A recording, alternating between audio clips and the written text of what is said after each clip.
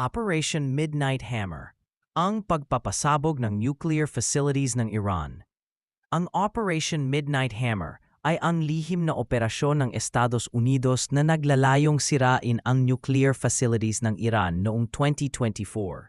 Ginamit ng US ang makabagong GBU-57 Massive Ordnance Penetrator (MOP) o Bunker Buster Bombs na may kakayahang tumagos ng malalim sa ilalim ng lupa, partikular para sa mga pasilidad tulad ng Fordo na nakabaon. Ang mga bombang ito, na tumitimbang ng 30,000 pounds, ay inahatid ng B-2 Spirit stealth bombers na kayang lumipad ng hindi natutukoy ng radar, na nagbigay ng elemento ng sorpresa sa opensiba. Bukod pa rito, ilang Tomahawk cruise missiles din ang inilunsad mula sa isang US submarine laban sa mga target sa Isfahan at Natanz. Ang matagumpay na operasyong ito ay naglayong sirahin ang kakayahan ng Iran sa pagpapayaman ng uranium at mapigilan ang banta ng kanilang nuclear program, na nagpatunay sa superyoridad ng teknolohiya at taktika ng US sa modernong digmaan.